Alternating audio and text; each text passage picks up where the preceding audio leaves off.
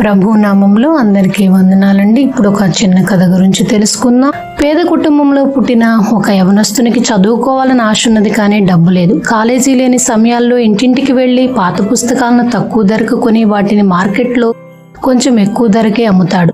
వాటి మూలంగా వచ్చే లాభంతో తన చదువును కొనసాగిస్తూ ఉన్నాడు. ఒకసారి పాత పుస్తకాల కొరకై ఇంటింటికి తిరుగుచున్నాడు, కానీ తనకి ఏమీ దొరకలేదు. చివరికి ఒక గృహానికి వచ్చాడు.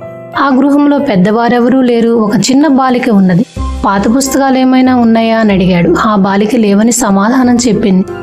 తిరిగి చాలా అలసిపోయాను, కొంచెం మంచినీళ్ళు ఇవ్వమ్మా అన్నాడు. ఆ బాలిక అతన్ని కూర్చోమని చెప్పి లోనికి వెళ్ళింది. అతడు దాహంతో కనిపెడుతూ ఉన్నాడు, కానీ ఆ బాలిక వెంటనే తిరిగి రాలేదు. కొంతసేపైన తర్వాత తన చేతిలో ఒక గిన్నె పట్టుకుని వచ్చింది.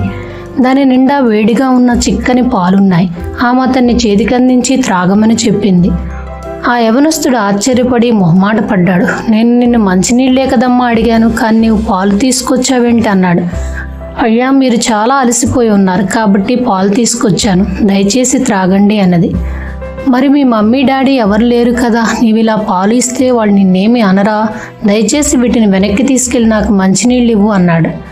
అయ్యా, ఇతరులకు సహాయం చేస్తే మా మమ్మీ చాలా సంతోషిస్తారు తప్ప ఏమీ అనుకోరు, దయచేసి మీరు త్రాగండి అని బలవంతం చేసింది ఆ బాలిక.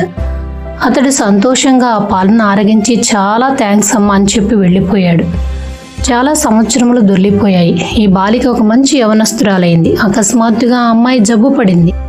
తల్లి తన హాస్పిటల్కి తీసుకుని వెళ్ళింది. డాక్టర్ గారు అన్ని పరీక్షలు చేసి ఆపరేషన్ చేయాలని చెప్పారు.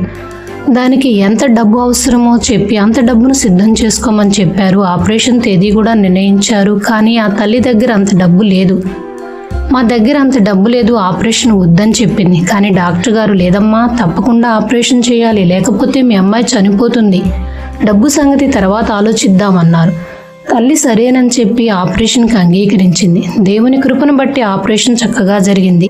ఆ అమ్మాయి కోలుకోవడం ప్రారంభించింది. కొన్ని రోజుల తర్వాత అమ్మాయి పూర్తిగా కోలుకున్నది. మరుసటి దినమున ఇంటికి పంపించబోతున్నారు. హాస్పిటల్ బిల్లు ఆ తల్లి చేతికి ఇచ్చారు. ఆ తల్లి ఎంతో పెద్ద మొత్తం చెల్లించి తన కుమార్తెను ఇంటికి తీసుకొని వెళ్ళాలి. బిల్లును చూసిన వెంటనే ఆమె భయకంపితురాలైంది. అది చెల్లించగల స్తోమత తనకు లేదు.